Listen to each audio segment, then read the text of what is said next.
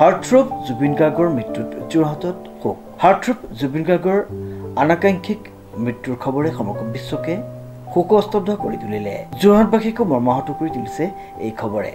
ইয়াৰ মাজতে যোৰহাটৰ বঙালপুখুৰীস্থিত এটা ঘৰত বিৰাজ কৰা পৰিলক্ষিত হ'ল এক শোকাকুল পৰিৱেশে।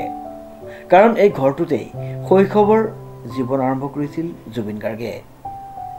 গছজোপা লৈ পেলাই বেছিকৈ আছিলে। কোনোবাই কোনোবাই ঘৰ মাটি কিনা বিচা হৈ থাকে, ইজনে সিজনে কিনে, কিন্তু তেখেতৰ নামটো জড়িত থকা এইটো ঘৰ নহয়, এইটো এটা মন্দিৰৰ নিচিনা সেইটো কাৰণে মানে এতিয়া মোক ক'বলৈ একো ক'বলৈ মই একো পোৱা নাই, কি বুলি ক'ম এতিয়া। আহে আগতেতো আমি বহুতবাৰ গম নোপোৱাকৈ আহে, এই গেটখন পাৰ হৈ গুচি আহি পেলাই কাকো নেমাতে নকয়, নিজে নিজে। মই এবাৰ জুবলি তেখেতে কৈছে, দেউতা আপোনালোকৰ ঘৰলৈ গৈছিলোঁ। মই বোলো কেতিয়া গৈছিলোঁ? বোলে 3:30 বজাত এগ্ৰিকালচাৰ প্ৰগ্ৰেম কৰি পেলাই গলিলাই লৈ আহিছিলে ইয়ালৈ, আপোনাৰ ঘৰৰ পৰা আহিলোগৈ। মই বোলো আমিতো গমেই নাপাওঁ, ৰাতি আপোনালোকে নক'লোঁ আৰু খবৰ।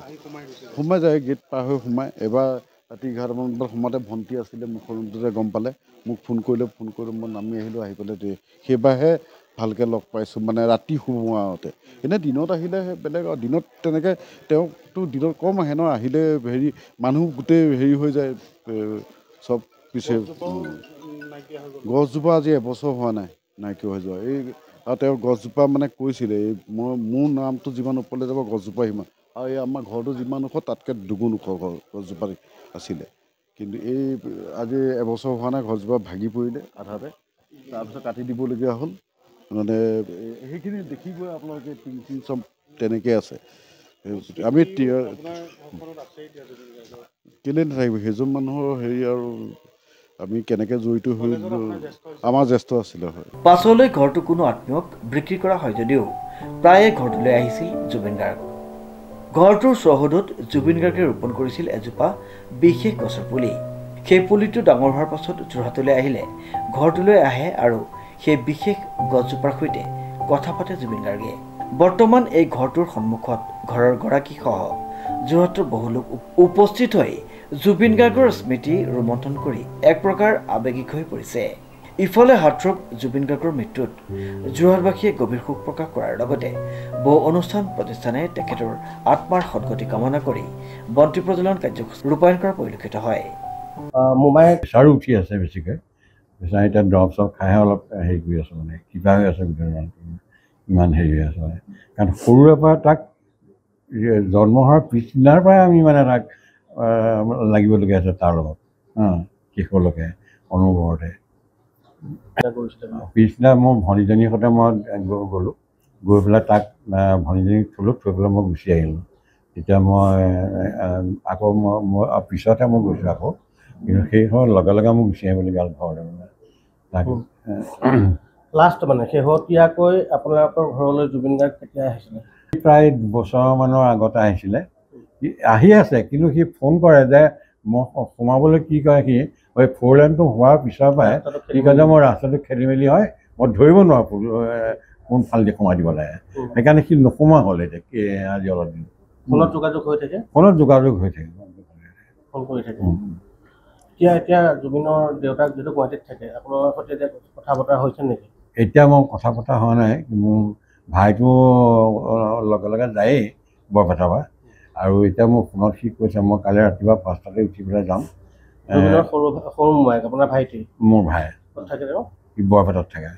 আপোনালোকেও তালৈ যোৱা কথা কেতিয়া ভাবিছে? এতিয়া আমি কাইলৈ ৰাতিপুৱাই যোৱা চিন্তা কৰি আছোঁ আমি।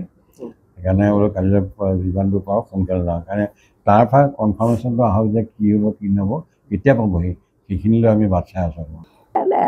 খুব ভাল পায়, ৰাস্তা পৰা চিঞৰি আহিব, মামী মোৰ ভোক লাগিছে, কিবা এটা দিয়া।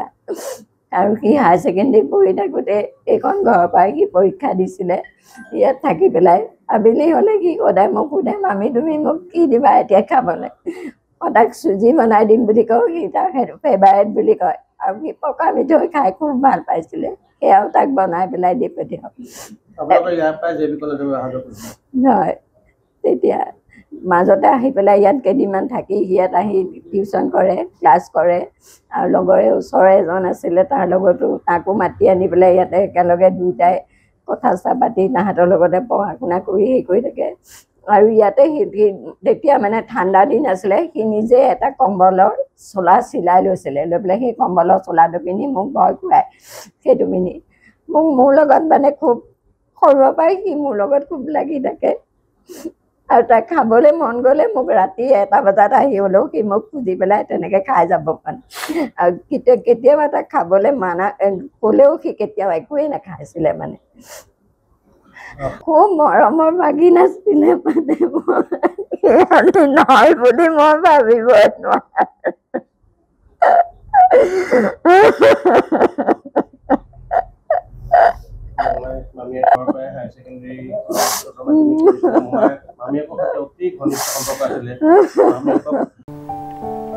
বসন্ত গায়নৰ ৰিপৰ্ট নিউজ নাও।